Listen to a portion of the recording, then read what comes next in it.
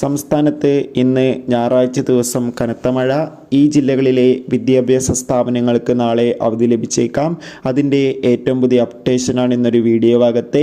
വീഡിയോയിലേക്ക് മുൻപ് video like ചെയ്യുക, ചാനൽ സബ്സ്ക്രൈബ് ചെയ്യുക.